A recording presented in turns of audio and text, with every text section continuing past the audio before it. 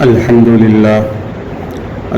لله وكفى وسلام على عباده الذين اصطفى أما بعد فأعوذ بالله من الشيطان الرجيم بسم الله الرحمن الرحيم وقلنا يا آدم اسكن أنت وزوجك الجنة وكلا منها رغدا حيث شئتما ولا تقربا هذه الشجرة فتكونا من الظالمين فأزلهما الشيطان عنها فأخرجهما مما كانا فيه وقلنا اهبطوا بعضكم لبعض عدو ولكم في الأرض مستقر ومتاع إلى حين صدق الله العظيم وقال النبي صلى الله عليه وسلم خيركم من تعلم القرآن وعلمه أو كما قال عليه الصلاة والسلام اللهم صل على سيدنا محمد وعلى آل سيدنا محمد وبارك وسلم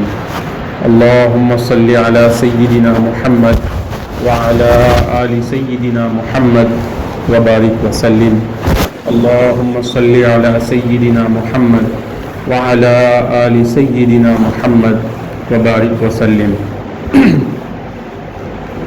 محترم خواتین،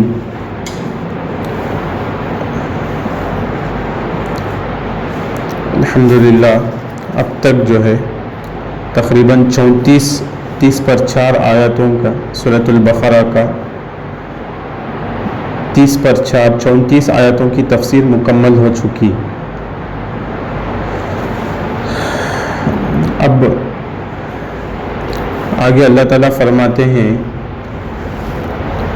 اس سے پہلے کی آیت میں یہ بات گزری تھی کہ آدم علیہ السلام کو تمام فرشتوں کو حکم دیا گیا تھا کہ بعض علماء فرماتے ہیں کہ تمام مخلوق کو حکم دیا تھا کہ سجدہ کرو، سب سجدہ کیے الا ابلیس، مگر ابلیس نے سجدہ نہیں کیا، اس نے نہ مانا اور تکبر کیا اور کافروں میں ہو گیا۔ اس کی تفسیر گزشتہ ہفتہ گزر چکی۔ اب اس کے بعد اللہ تعالیٰ فرماتے ہیں وَقُلْنَا يَا آدَمُ اسْكُنْ أَنْتَ وَزَوْجُكَ الْجَنَّةَ وَكُلَا مِنْهَا رَغَدًا حَيْثُ شِئْتُمَا۔ پہلے ترجمہ یہ ہے وَقُلْنَا، اور ہم نے کہا،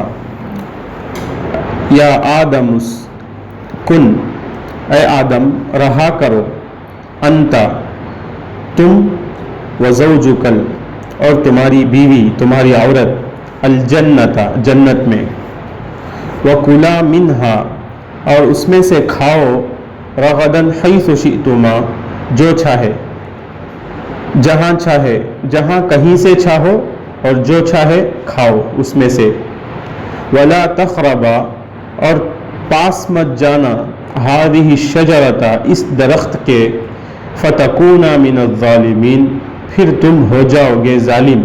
یہ اس کا ترجمہ ہوا یہ آیت کا۔ اور ہم نے کہا اے آدم رہا کرو تو اور تیری عورت جنت میں، اور کھاؤ اس میں جو چاہے، جہاں کہیں سے چاہو، اور پاس مت جانا اس درخت کے، پھر تم ہو جاؤ گے ظالم، فتکونا من الظالمین پھر تم ظالم ہو جاؤ گے۔ اس کے بعد کی آیت میں اللہ تعالیٰ فرماتے ہیں فَأَزَلَّهُمَا الشَّيْطَانُ عَنْهَا پھر ہلا دیا ان کو شیطان نے، ہٹا دیا یا ہلا دیا شیطان نے ان کو، آدم اور حوا کو علیہم السلام، انہا اس جگہ سے، فاخرجہما پھر نکالا ان کو، مما کانا فی اس عزت اور راحت سے جس میں وہ تھے، وقلنا اہبطوا بعضکم لبعض عدو اور ہم نے کہا تم سب اترو، تم ایک دوسرے کے دشمن ہو گئے، بعضکم لبعض عدو تم ایک دوسرے کے دشمن ہو گئے، وَلَكُمْ فِي الْأَرْضِ مُسْتَقَرٌ اور تمہارے واسطے زمین میں ٹھکانہ ہے، وَمَتَاعٌ إِلَى حِينٍ اور نفع اٹھانا ایک وقت تک، ایک مدت تک۔ یہ آیت کا ترجمہ ہوا۔ اور ہم نے حکم دیا اے آدم رہا کرو تم اور تمہاری بیوی، جن کو اللہ تعالیٰ نے اپنی قدرت کاملہ سے آدم علیہ السلام کی پسلی سے بنایا تھا، بہشت میں یعنی جنت میں، پھر کھاؤ دونوں اس میں سے فراغت کے ساتھ، جس جگہ سے چاہو جو چاہو۔ اللہ تعالیٰ پورا حکم دیے تھے، اب پوری آزادی دے دیا تھا اللہ تعالیٰ حضرت آدم اور حوا علیہ السلام کو، مگر نزدیک نہ جاؤ اس درخت کے، ورنہ تم بھی انہی میں شمار ہو جاؤ گے جو اپنا نقصان کر بیٹھے، یعنی ظالموں میں سے ہو جاؤ گے۔ خدا جانے وہ کیا درخت تھا، مگر اس کے کھانے سے منع فرما دیا۔ اور پھر آقا کو اختیار ہے کہ اپنے گھر کی چیزوں سے غلام کو جس چیز کے برتنے کی چاہے اجازت دے دے، کیونکہ ساری مخلوق، ساری جنت اللہ تعالیٰ کی ہے۔ اللہ تعالیٰ کو اختیار ہے کہ جو چاہے اللہ تعالیٰ حکم کر سکتا ہے۔ اللہ تعالیٰ ہر چیز کا حکم دیا کہ جتنا چاہے کھاؤ، جو چاہے کھاؤ پیو، لیکن ایک شرط کیا ہے، وہ اس درخت پہ قریب بھی مت جانا، ولا تقربا۔ تو لغزش ہو گئی حضرت آدم اور حوا سے کہ شیطان نے اس درخت کی وجہ سے ان کو جو ہے نکال دیا اس عیش و آرام کی جگہ سے جس میں وہ تھے۔ تو اللہ تعالیٰ فرماتے ہیں کہ ہم نے کہا نیچے اترو، آدم اور حوا تم نیچے اتر جاؤ، تم میں سے ایک دوسرے کے دشمن ہو گئے، بازے کے دشمن ہو گئے، اور تم کو زمین میں کچھ عرصہ رہنا پڑے گا اور نفع اسی میں سے اٹھانا پڑے گا، وہی آپ کا ٹھکانہ ہے۔ یہ آیت کا خلاصہ ترجمہ ہوا۔ اب علماء فرماتے ہیں، اب اس کی تفسیر یہ ہے کہ یہ آدم علیہ السلام کے قصے کا مکمل بیان ہوا کہ اس سے پہلے آدم علیہ السلام کو اللہ تعالیٰ نے بنایا، اس کے بعد فرشتوں کو حکم دیا، فرشتوں سے پہلے بات کیا کہ میں ایک مخلوق بنانے والا ہوں، ان کے دل میں، فرشتوں کے دلوں میں اللہ تعالیٰ نے انسان کی ایک عظمت ڈالی، پھر اس کے بعد آدم علیہ السلام کو پیدا کر کے عملی طور پر ان سب کو تمام مخلوق کو سجدہ کرنے کا حکم دیا، سب سجدہ کیے، ایک فضیلت ہو گئی۔ اس کے بعد آدم علیہ السلام کی اس کے بعد فرشتوں کو اللہ تعالیٰ بولا کہ تمہارے اندر وہ صلاحیت نہیں ہے جو آدم علیہ السلام میں ہے۔ یہ تمام چیزوں کے بعد اب اللہ تعالیٰ نے حضرت آدم اور حضرت حوا علیہ السلام کو حکم دیا کہ تم جو چاہے کھاؤ، جو چاہے پیو، جہاں چاہے رہو، جتنا مرضی کھا سکتے ہیں کھاؤ، لیکن یہ ایک شرط لگایا اللہ تعالیٰ کہ اس درخت کے قریب مت جانا۔ اب آدم علیہ السلام اور ان کی بیوی حوا علیہ السلام کو یہ حکم ملا کہ تم دونوں جنت میں رہو اور اس کی نعمتوں سے فائدہ اٹھاؤ، مگر ایک متعین درخت کے لیے یہ اللہ تعالیٰ نے ہدایت کی کہ اس کے پاس نہیں جانا، یعنی اس کے کھانے سے مکمل پرہیز کرنا۔ اب شیطان جو آدم کی وجہ سے مردود ہوا، آدم علیہ السلام کی وجہ سے اس کی عزت مٹی میں مل گئی تھی، اب اس کو کانٹے لگنے لگے۔ اب انہیں کسی نہ کسی طریقے سے موقع پا کر جو ہے کچھ پلاننگ بنا کر ان دونوں کو اس درخت کے کھانے پر آمادہ کر دیا کہ تم اس درخت سے کھا لیو۔ ان کی لغزش کی وجہ سے ان کو بھی یہ حکم ملا کہ اب تم زمین پر جا کر رہو، اور یہ بھی بتلا دیا کہ زمین کی رہائش، کہ زمین میں جو رہنا ہے وہ ہمیشہ کے لیے نہیں ہے جنت کی طرح، بلکہ وہاں آپس میں اختلافات ہوں گے، دشمنیاں ہوں گے، ایک دوسرے کو گالیاں دیں گے، ایک دوسرے کو ماریں گے، توڑیں گے، یہ سب چیزیں ہوں گی جس سے جو ہے زندگی کا مزہ ختم ہو گیا، زندگی کا مزہ ختم ہو جائے گا، لطف نہیں رہے گا زندگی گزارنے میں، کہ وہاں خالی لڑائی، ادھر کی بات ادھر، ادھر کی بات ادھر، انہوں یہ بولے انہوں وہ بولے، ہر چیز میں، مال میں، دولت میں۔ تو اللہ تعالیٰ یہ جب اتارے، یہ بول کر بھیج دیا اللہ تعالیٰ کہ تم دونوں ایک دوسرے کے دشمن ہوں گے۔ اب آگے اس کی تفسیر آ گئی، کیسے دشمن ہوں گے، اللہ تعالیٰ کس کو بولا، وہ آگے بتائے گی۔ اب یہاں پر وَقُلْنَا يَا آدَمُ اسْكُنْ أَنْتَ وَزَوْجُكَ الْجَنَّةَ، کیا ہے، اور ہم نے کہا کہ اے آدم ٹھہرو تم اور تمہاری زوجہ جنت میں۔ یہ واقعہ حضرت آدم علیہ السلام کی پیدائش اور ملائکہ کے سجدے کے بعد کا ہے۔ یہ جو واقعہ اللہ تعالیٰ جو آدم اور حوا علیہ السلام کو بولے کہ تم جنت میں رہو، یہ سجدہ کا جو مسئلہ تھا، جو سجدے کا واقعہ ہے، اس کے بعد کا قصہ ہے۔ لیکن بعض حضرات نے یہ فرماتے ہیں کہ یہ حضرت آدم علیہ السلام کے تخلیق اور سجدے کا واقعہ جنت میں ہوا، باہر نہیں ہوا، بعض فرماتے ہیں۔ لیکن بعض علماء فرماتے ہیں کہ جنت میں نہیں، بعض فرماتے ہیں کہ جنت میں یہ مسئلہ ہوا، کیا پوری مخلوق کو اللہ تعالیٰ بولا کہ تم حضرت آدم کو سجدہ کرو، یہ جنت میں ہوا. بعض فرماتے ہیں کہ جنت میں نہیں ہوا، کہیں باہر ہوا، اس لیے اللہ تعالیٰ بولے کہ اب تمہیں جنت میں جاؤ، کھاؤ پیو رہو، اس لیے بعض فرماتے ہیں.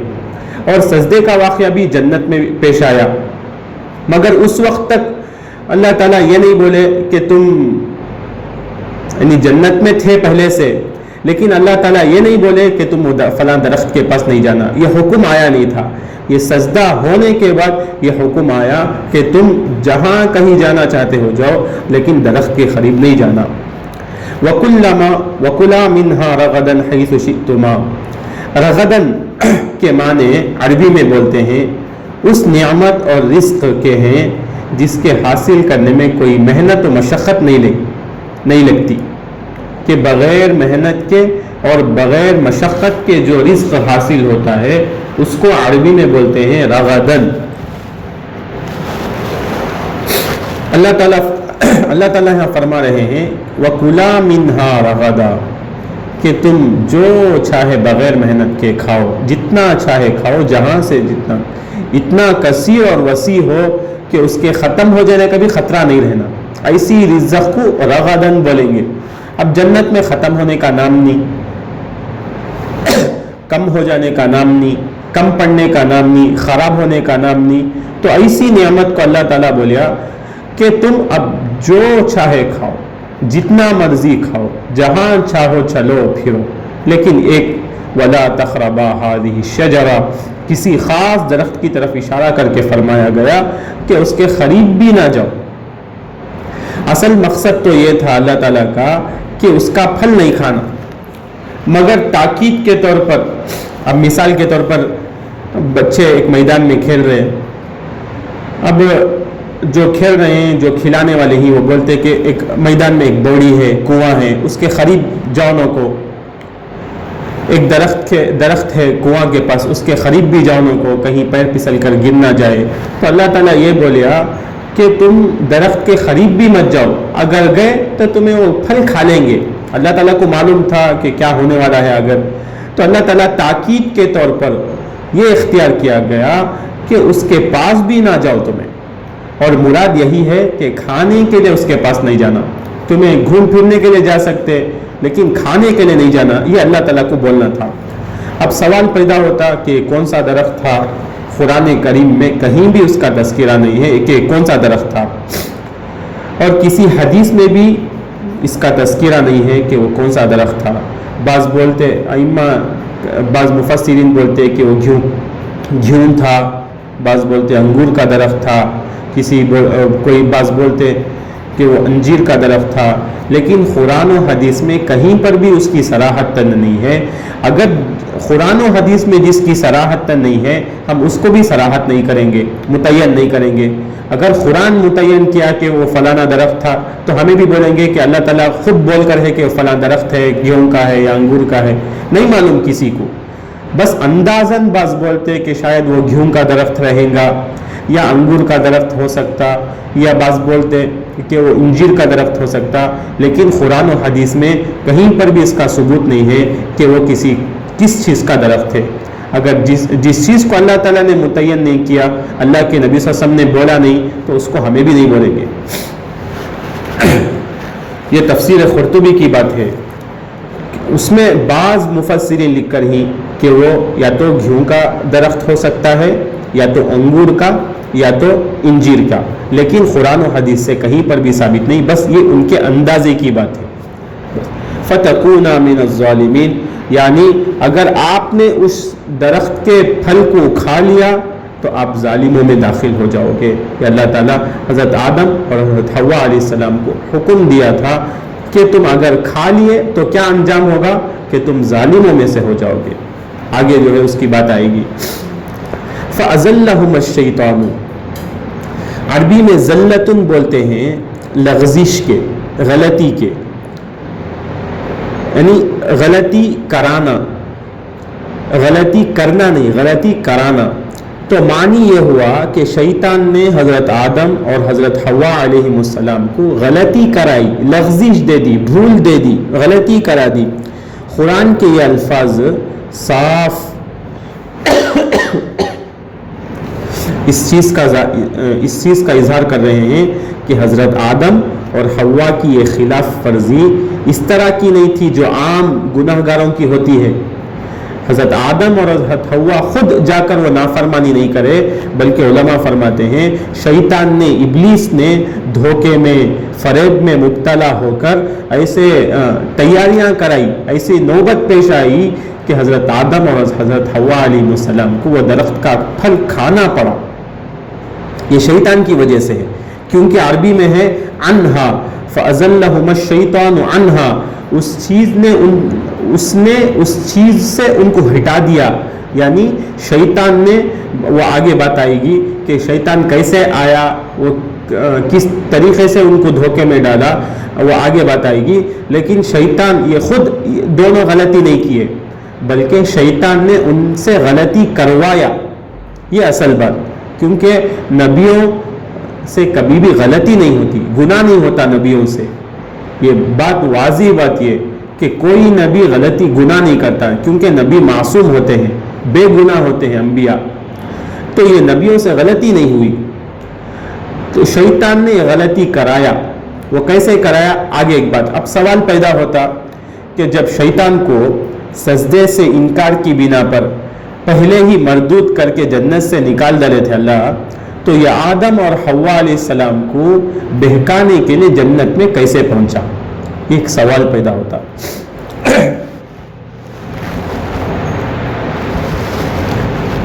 اب اس کا صاف جواب یہ ہے، شیطان کے بہکانے اور وہاں تک پہنچنے کی بہت سے صورتیں ہو سکتی.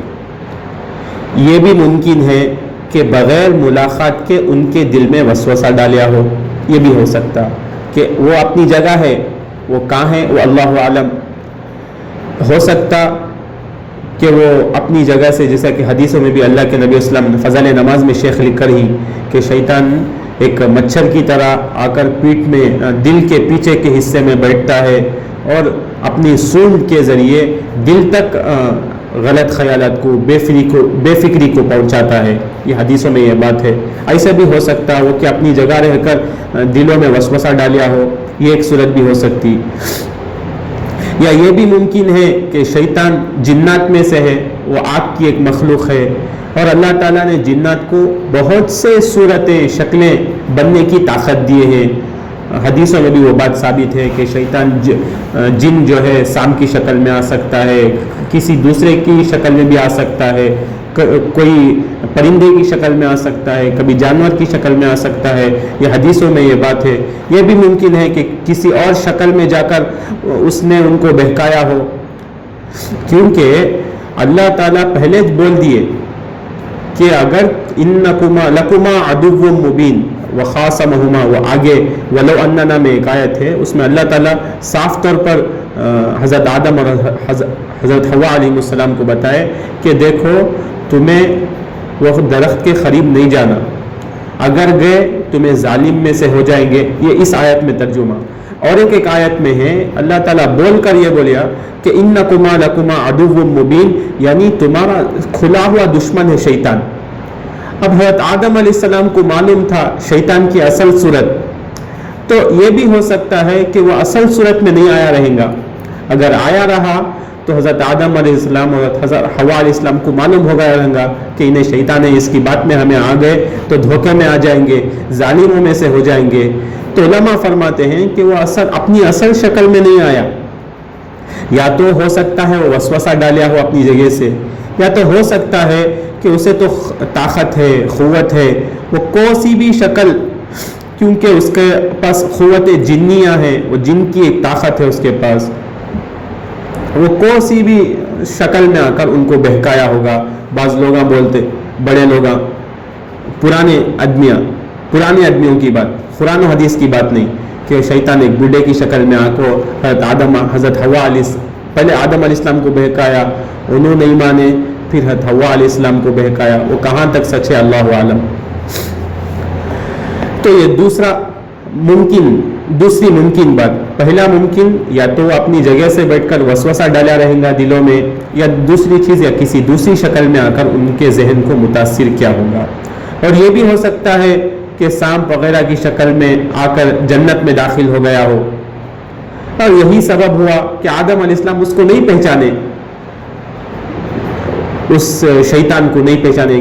اگر اصلی شکل میں آ گیا ہوتا تو حضرت آدم علیہ السلام پہچان گئے ہوتے اور اس درخت کے قریب نہیں جاتے، جس کو اللہ تعالیٰ قرآن کی آیت میں وَخَاصَمَهُمَا إِنِّي لَكُمَا لَمِنَ النَّاصِحِينَ، اس میں جو ہے اللہ تعالیٰ وضاحت کر رہے ہیں کہ شیطان نے صرف وسوسہ اور ذہنی اثر ڈالنے سے کام نہیں لیا، بلکہ آدم اور حوا سے زبانی گفتگو کر کے قسمیں کھا کر متاثر کیا کہ میں قسم کھاتا ہوں کہ تمہیں وہ پھل کھائے تو تمہیں جنت میں باقی رہیں گے۔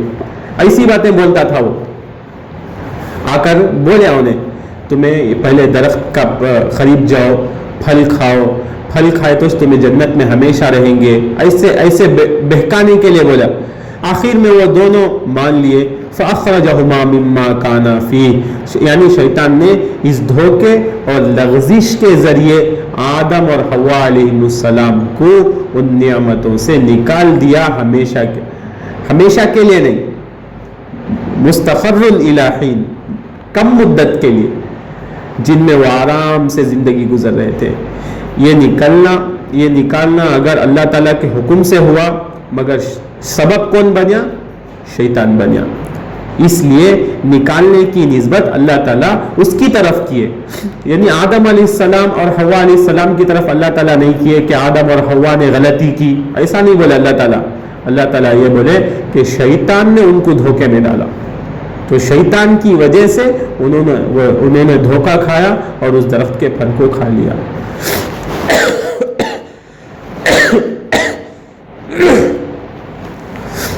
اس کے بعد اللہ تعالیٰ فرماتے ہیں وَقُلْنَا اهْبِطُوا بَعْضُكُمْ لِبَعْضٍ عَدُوٌّ، اور یعنی ہم نے حکم دیا کہ نیچے اتر جاؤ، اہبطوا، اتر جاؤ نیچے، اس طرح کہاں سے اتر جاؤ؟ جنت سے دنیا میں آ جاؤ، اس طرح کہ تم میں بازے کے دشمن رہیں گے، ایک کے دشمن ہو جائیں گے۔ اس حکم کے مخاطب یا تو حضرت آدم علیہ السلام اور حوا علیہ السلام بھی ہو سکتے، یا تو آدم اور حوا ایک طرف اور شیطان ایک طرف بھی ہو سکتے۔ اس وقت تک آسمانوں سے باہر نہیں گیا تھا شیطان۔ علماء فرماتے ہیں کہ وہ بھی اس خطاب میں شامل تھا، یعنی اس بات میں اللہ تعالیٰ کے قول میں شامل تھا کہ قُلْنَا اهْبِطُوا، اللہ تعالیٰ حضرت آدم، حضرت حوا علیہ السلام اور مردود یعنی ابلیس شیطان کو بھی، تینوں کو ملا کر بولے کہ تم سب نیچے اتر جاؤ۔ یہ بھی ہو سکتا ہے، یا بعض علماء فرماتے ہیں کہ قُلْنَا اهْبِطُوا سے مراد حضرت آدم اور حوا بھی ہو سکتے ہیں کہ ان کی نسلیں آگے جا کر ایک دوسرے کے دشمن ہو جائیں گے، جیسے کہ حضرت آدم اور حضرت حوا علیہ السلام کے جو اولاد ہے، حابیل قابیل کا قصہ مشہور ہے کہ پیدا ہو کر وہ کچھ ہی دنوں میں ایک دوسرے کو قتل کرے، کچھ ہی دنوں میں۔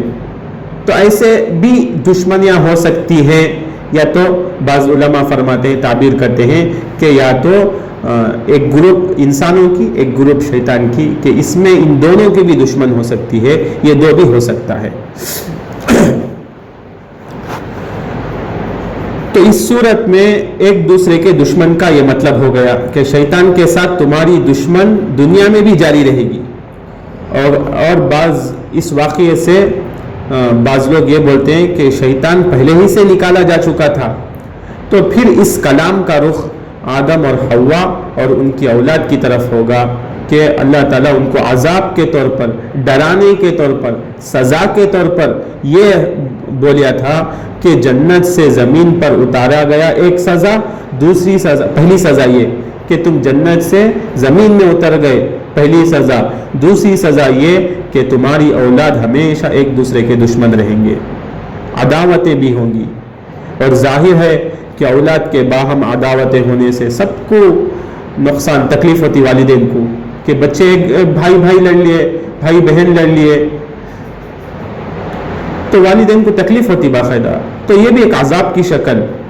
تو علماء فرماتے ہیں کہ جب اللہ تعالیٰ حضرت آدم اور حضرت حوا کو اس درخت کے کھانے کی وجہ سے دو سزا دیا، ایک سزا یہ کہ ان کو جنت سے نکال دیا، دوسری سزا یہ کہ ان کی اولاد میں عداوتیں ہوں گی، وَقُلْنَا اهْبِطُوا بَعْضُكُمْ لِبَعْضٍ عَدُوٌّ، کہ تمہاری جو ہے، اس میں دو باتیں ہیں، میں پہلے بھی بولا تھا کہ اس میں دو باتیں ہیں، یا تو شیطان کے ساتھ دشمنی ہو سکتی یا تو اولادوں کے ساتھ دشمنی ہو سکتی.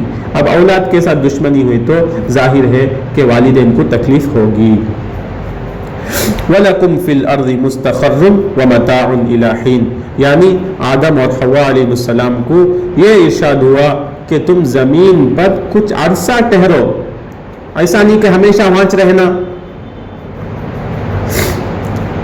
کچھ عرصہ. مستقر ومتاع الی حین، ایک مدت تک. وہ مدت کیا معلوم نہیں کسی کو، ہمیں جب بلائیں گے آ جانا آپ کو. اور ایک متعین تک تمہیں ایک کیا فرماتے، ایک مقدار ہے، وہ مقدار کسی کو معلوم نہیں، صرف اللہ تعالیٰ ہی وہ مقدار کو جانتے ہیں کہ کون کس مقدار تک دنیا میں زندگی گزارے گا، دنیا میں زندگی بسر کرے گا. یعنی زمین پر جا کر بھی ہمیشہ نہیں رہنا ہے، کچھ مدت کے بعد اس گھر کو بھی چھوڑنا پڑے گا. جو فنا ہونے والی دنیا ہے اس گھر کو بھی چھوڑنا پڑے گا. اب ایک بات یہاں پر اللہ تعالیٰ وَيَا آدَمُ اسْكُنْ أَنْتَ وَزَوْجُكَ الْجَنَّةَ بولے ہیں کہ یعنی حضرت آدم اور حوا علیہ السلام دونوں کے لیے جنت کو مسکن بنانے کا یعنی گھر بنانے کا ارشاد ہے، جس کو مختصر لفظوں میں یوں بھی کہا جا سکتا کہ اسکن الجنہ، یعنی آپ دونوں جنت میں رہے. اس کے بعد اللہ تعالیٰ کلا ولا تقربا، ان دونوں کو یعنی یہ عربی گرامر کا ایک حصہ ہے، یعنی تم دونوں ہی. تو اللہ تعالیٰ بولنا چاہیے تھا اسکنا، تمہیں دونوں رہو، لیکن یہاں پر بول کو ہے اسکن، تمہیں رہو. انتا، اس کے بعد بولے انتا وزوجوکا، تمہیں اور تمہاری بیوی دونوں رہو. کو اس سے یہ معلوم ہوتا ہے، یعنی علماء ایک مسئلہ یہاں سے ایک نکالے ہیں کہ بیوی کے لیے رہائش کا انتظام شوہر کے ذمے ہے، بیوی کے ذمے نہیں ہے، عورت کے ذمے نہیں ہے گھر کا ذمہ. اس لیے اللہ تعالیٰ بولیا کہ گھر اسکن، تمہیں رہو، تمہاری بیوی کے اوپر ذمہ داری نہیں ہے وہ گھر میں رہنے کی، مطلب گھر چلانے کی. تو ذمہ داری کس کے اوپر آئی؟ یہ علماء مسئلہ بتاتے ہیں کہ پہلا مسئلہ یہ ہے کہ اسکن بولنے سے یہ مسئلہ پیدا ہوتا ہے کہ رہائش کا انتظام، گھر کا انتظام شوہر کے ذمے ہے، ہاں بیوی کے ذمے نہیں ہے. تو اس معاملے میں بیوی شوہر کے تابع رہے گی. اور دوسرا اللہ تعالیٰ اس کے بعد کیا بولیا، وَكُلَا مِنْهَا، اب دونوں کھاؤ پیو. یہاں پر کھانے میں شوہر کو اختیار نہیں کہ بیوی یہ کھانا، بیوی کو اختیار نہیں شوہر یہ کھانا. کھانے میں دونوں آزاد، رہنے میں بیوی شوہر کے پابند. یہاں علماء ایک مسئلہ نکالتے ہیں کہ اسکن اللہ تعالیٰ بولا کہ تمہیں رہو، ایک آدمی کے لیے بولا جاتا اسکن، تمہیں رہو. انت وزوجک الجنۃ، تم اور تمہاری بیوی. لیکن کھانے میں اللہ تعالیٰ کیا بولا، وکلا، تمہیں دونوں کھاؤ. تو علماء یہاں سے یہ مسئلہ نکالتے ہیں کہ گھر کا ذمہ شوہر کا ہے، بیوی کا نہیں. لیکن کھانے کے لیے بیوی کو بھی شوہر کو بھی دونوں کو بھی آزادی ہے کہ جو چاہے کھا سکتے ہیں. یہ ایک مسئلہ اس میں آیا. اب ایک باریک بات، اب شروع میں بولا تھا کہ یہاں نبی معصوم ہیں کہ گناہ نہیں کرتے. اب یہاں پر جو غلطی ہوئی، جو گناہ ہوا، تو کیا ہے اس کا کیا واقعہ؟ تو اس واقعے سے معلوم ہوا کہ حضرت آدم علیہ السلام کو کسی خاص درخت کے کھانے سے منع فرمایا گیا تھا، اور اس پر وارننگ بھی اللہ تعالیٰ دیے تھے کہ شیطان تمہارا دشمن ہے، ایسا نہ ہو کہ وہ تمہیں گناہ میں مبتلا کرے. اتنا بول کر بھی اس کے باوجود حضرت آدم علیہ السلام نے اس درخت سے کھا لیا، جو کیا ہے، ظاہر میں گناہ ہے، اللہ کی نافرمانی ہے وہ. حالانکہ انبیاء علیہ السلام گناہ سے معصوم ہیں، بالکل گناہ ہی نہیں ہوتا. تو علماء تحقیق، پورے علماء متفق ہیں اس بات پر کہ انبیاء معصوم ہیں، بے گناہ ہوتے ہیں سب کے پاس، کہ ان سے گناہ، صغیرہ گناہ بھی ان سے سرزد نہیں ہوتے، یعنی چھوٹے گناہ بھی ان سے سرزد نہیں ہوتے. اب یہ جو ہوا نا یہ کیا ہے؟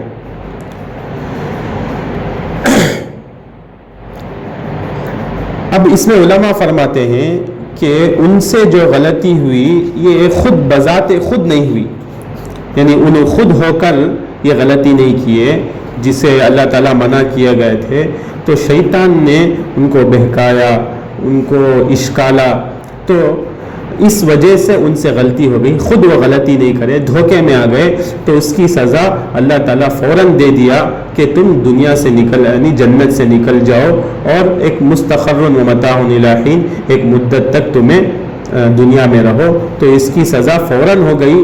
تو یہ امت کو اللہ بتلانا چاہتا ہے کہ نبیوں سے گناہ نہیں ہوتی، اگر ہو گئی نہیں ہوتی، ہرگز نہیں ہوتی، ہوئی نہیں، یہ شیطان نے ان سے کروایا، جان بوجھ کر شیطان نے ان سے کروایا، یہ ایک ہی ہے، شیطان نے ان سے کروایا۔ یہ اس کی بہت لمبی تفصیل ہے، کئی علماء جو ہے اس کے بارے میں تفصیل سے لکھ کر ہیں، کیوں ہوا، کیا وجہ، کیسے ہوا، کس وجہ سے ان کو دنیا میں آنا پڑا، ان سے غلطی کیسی ہوئی، بہت بڑی تفصیل ہے، ایک مہینہ چل جائے گا اس میں، اس تفصیل میں۔ اب اتنا لمبا وقت نہیں ہے اس تفصیل کو بولنے کے لیے، لیکن اب یہ یاد رکھ لینا ہے کہ ان سے غلطی نہیں ہوئی، یہ موٹی سی بات، ان کو غلطی میں ڈالا گیا، ان سے غلطی کروایا گیا، اور اس کا فوراً اللہ تعالیٰ سزا بھی نہیں بولیں گے، اس کا بدلہ اللہ تعالیٰ فوراً دے دیے کہ ان کو جنت سے اتار دیے، اور دوسری سزا بعضکم لبعض عدو، کہ ایک دوسرے کا دشمن آخری انسان تک کے لیے بنا دیا، یا تو شیطان یا تو آپس میں ایک دوسرے کی نسلیں۔ یہ ہوئی ان دو آیتوں کی تفسیر۔ آگے اللہ تعالیٰ فرماتے ہیں فَتَلَقَّى آدَمُ مِن رَبِّهِ كَلِمَاتٍ فَتَابَ عَلَيْهِ إِنَّهُ هُوَ التَّوَّابُ الرَّحِيمُ۔ پھر سیکھ لیں، آدم نے اپنے رب سے سیکھ لیے، حضرت آدم علیہ السلام نے سیکھ لیے اپنے رب سے چند باتیں، پھر متوجہ ہو گیا اللہ اس پر، انہ هو التواب الرحیم، بے شک وہی توبہ قبول کرنے والا ہے اور مہربان ہے۔ یعنی جیسے ان سے یہ غلطی ہوئی جو شیطان نے کرایا، تو حضرت آدم علیہ السلام سیکھ لیے، اب اللہ تعالیٰ سے اللہ تعالیٰ ان کو القاء کیا تھا کہ ایسا ایسا توبہ مانگو، وہ الگ بات کہ کہاں اترے، سب کا ایک ہی کتابوں میں جو ہے کہ حضرت آدم علیہ السلام ہندوستان میں اترے۔ اس وقت ہندوستان، سری لنکا، پڑوس کا افغانستان، کئی سارے ملک اس میں شامل تھی ہندوستان میں، وہ بعد میں الگ الگ ہو گئے۔ تو سری لنکا میں ایک کسی شہر میں اللہ تعالیٰ حضرت آدم علیہ السلام کو ایک جگہ اور حضرت حوا علیہ السلام کو ایک جگہ، بعض علماء فرماتے ہیں جدہ میں، وہاں اتارا، پھر ان کی ملاقات ہوئی، وہ الگ تفصیل ہے، لیکن اترے حضرت آدم علیہ السلام۔ اور آدم علیہ السلام کو انگریز ایڈم کے نام سے پکارتے ہیں، اور وہ لوگ بھی ان کو مانتے ہیں کہ سب سے پہلے انسان آدم ہی ہے، ہم بولیں گے آدم، وہ بولیں گے ایڈم۔ تو اللہ تعالیٰ تو فَتَلَقَّى آدَمُ مِن رَبِّهِ كَلِمَاتٍ فَتَابَ عَلَيْهِ، پھر سیکھ لیے آدم نے اپنے رب سے چند باتیں، پھر متوجہ ہو گیا اللہ تعالیٰ اس پر، إِنَّهُ هُوَ التَّوَّابُ الرَّحِيمُ، بے شک وہی ہے توبہ کرنے والا اور مہربان۔ قُلْنَا اهْبِطُوا مِنْهَا جَمِيعًا، پھر اللہ تعالیٰ فرماتے ہیں ہم نے حکم دیا نیچے جاؤ یہاں سے تم سب، فَإِمَّا يَأْتِيَنَّكُم مِّنِّي هُدًى فَمَن تَبِعَ هُدَايَ فَلَا خَوْفٌ عَلَيْهِمْ وَلَا هُمْ يَحْزَنُونَ، پھر اگر تم کو پہنچے میری طرف سے کوئی ہدایت تو چلا جا میری ہدایت پر، نہ خوف ہوگا نہ ان پر اور نہ وہ غمگین ہوں گے، یعنی جو اللہ تعالیٰ کی ہدایت پر جو چلیں گے نہ ان کے لیے کوئی خوف ہوگا نہ وہ غمگین ہوں گے۔ والذین کفروا وکذبوا بآیاتنا اولئک اصحاب النار هم فیہا خالدون۔ آگے اللہ تعالیٰ فرماتے ہیں اور جو لوگ ہدایت کے منکر ہوئے، جو مانے، ان کے لیے دو اللہ تعالیٰ پروانے دیے، فلا خوف علیہم، ان کے لیے کوئی خوف نہ ہوگا، ولا هم یحزنون، اور وہ نہ غمگین ہوں گے، اور جو ہدایت کا انکار کیے ان کو اللہ تعالیٰ فرماتے ہیں والذین کفروا، جو لوگ انکار کیے वकज़्ज़बू और झुठलाया बिआयातिना हमारी निशानियों को, उलाइका अस्हाबुन्नार वो हैं दोज़ख में जाने वाले, हुम फीहा खालिदून इसमें वो हमेशा रहेंगे। अब इसका तफसील खुलासा क्या है इन आयतों का? ये 3 आयतें हैं। ये 3 आयतों का खुलासा ये है कि उसके बाद हासिल कर लिया आदम अलैहिस्सलाम ने अपने रब से चंद अल्फाज, यानी माज़िरत के कलिमात, माफ़ी मांगने के कलिमात, वो भी अल्लाह ताला ही से हासिल हुए थे। यानी हज़रत आदम अलैहिस्सलाम क्या मांगे थे? रब्बना ज़लमना अनफुसना या व इल्लम तग़फ़िर लना व तरहमना लनकूनन्ना मिनल ख़ासिरीन, ये दुआ मांगे थे हज़रत आदम अलैहिस्सलाम अल्लाह ताला के पास। तो अल्लाह ताला ही हज़रत आदम अलैहिस्सलाम को माफ़ी मांगने का तरीक़ा सिखाया था कि तुम ये मांगो, यानी माफ़ी मांगना है तो तुम ये मांगो। तो हज़रत आदम अलैहिस्सलाम की नदामत पर, शर्मिंदगी पर अल्लाह ताला की रहमत मुतवज्जा हुई और ख़ुद ही माज़िरत के अल्फाज तलखीन फरमा दिए कि ख़ुद अल्लाह ताला हज़रत आदम अलैहिस्सलाम की ज़बान से ये अल्फाज निकाले कि क़ाला रब्बना ज़लमना अनफुसना, दोनों आदम और हव्वा, क़ाला रब्बना ज़लमना अनफुसना व इल्लम तग़फ़िर लना व तरहमना लनकूनन्ना मिनल ख़ासिरीन। ये अल्लाह ताला ख़ुद ही उन दोनों की ज़बान से तलखीन फरमाई। इसलिए उलमा फरमाते हैं कि कुरान में जो अल्लाह ताला उम्मत को दुआ सिखाए हैं, उस दुआओं में, उन दुआओं में बहुत असर है, बहुत असर है। आज हमें नए नए दुआएं सीख लेते, लेकिन कुरान में जो दुआएं हैं उसे छोड़ डालते। कौन तो भी नई दुआ पढ़ डाले, सुन लिए, जाको पूछ लेते माशाल्लाह अच्छा दुआ करे ना, हम ना सिखाओ ना। हालांकि सबसे बेहतरीन और जामे दुआ अल्लाह के नबी इस्लाम ने फरमाया कि रब्बना आतिना फिद दुनिया हसना व फिल आखिरति हसना व क़िना अज़ाबन्नार, इससे बढ़कर कोई दुआ नहीं है। फिर और एक हदीस में अल्लाह के नबी इस्लाम ने फरमाया कि अल्लाहुम्मा इन्नी अस्अलुकल अफ़्व वल आफ़िया वल मुआफ़ात अद-दाइमत फ़िद दुनिया वल आखिरा। ये सबसे बेहतरीन दुआएं हैं, ये असल दुआएं। कुरान में अल्लाह ताला खुद उम्मत को सिखाए हैं कि कैसा तुम माफ़ी मांगना अल्लाह से, कैसे आजिज़ी करना, दुआ मांगने का तरीक़ा खुद अल्लाह ताला कुरान में बताए हैं। लेकिन आज उम्मत को दुआ मांगने का तरीक़ा मालूम नहीं, फिर बोलने को फिर दे दुआ कबूल हुई नहीं, दुआ कबूल हुई नहीं, दुआ कबूल हुई नहीं। मांगने के तरीक़े से मांगे तो दुआ कबूल होंगी ना, मांगने का तरीक़ा मालूम नहीं। अब लोग किसी बड़े शहर के बड़े आदमी, चेयरमैन हो, MLA हो, MP हो, उसके पास जाना का तो क्या क्या तरीक़ा इस्तेमाल करते उसके पास जाने के वास्ते। उसके पास बात करने का अंदाज़ कैसा रहता, उसके पास खड़ने का अंदाज कैसा होता, जो दुनिया के हक़ीर आदमी के पास, दुनिया के वास्ते। जब अल्लाह दोनों जहां का, यानी हर पूरे जहां का पालनहार, सब कुछ करने वाली ज़ात, अब उसके पास दुआ मांगने का तरीक़ा हम न मालूम नहीं। हालांकि अल्लाह ताला खुद फरमा उदऊनी अस्तजिब लकुम, तुम्हें मांगो मैं दुआ तुम्हारी कबूल कर दूँ। वइज़ा बलगत तुम्हारे वनहनु अक़रबु इलैहि मिन हब्लिल वरीद, अल्लाह ताला फरमाते हैं कि मैं तुम्हारे शहर से भी ज़्यादा करीब हूँ, तुम्हारी बात को सुन तो मैं, लेकिन मांगने के तरीक़े से मांगो। ये तो अल्लाह ताला सबसे पहले हज़रत आदम अलैहिस्सलाम को माफ़ी मांगने का तरीक़ा सिखाया कि ऐ हमारे रब, हमने अपने आप पर, अपने नफ्स पर जुल्म किया, अगर आप हमको माफ़ नहीं करेंगे, व इल्लम तग़फ़िर लना व तरहमना, अगर आप हमको मग़फ़िरत, हमारी मग़फ़िरत नहीं करेंगे, हमारे ऊपर रहम नहीं फरमाएंगे, लनकूनन्ना मिनल ख़ासिरीन, तो हम खसारे उठाने वालों में से हो जाएंगे। ये अल्लाह ताला खुद हज़रत आदम अलैहिस्सलाम की ज़बान पर तलखीन फरमाई थी। तो इसलिए जो है हमें भी ये इरादा करना कि अल्लाह ताला ने जिस अंदाज से दुआ मांगने का तरीक़ा कुरान में सिखाया है, उस अंदाज से मांगने की कोशिश करना। एक तो आजिज़ी के साथ, अदब के साथ बैठकर दुआ मांगना, एक है पूरे एकसुई के साथ, खुशू खुजू के साथ अल्लाह के पास मुतवज्जे होकर मांगना। ये एक बात।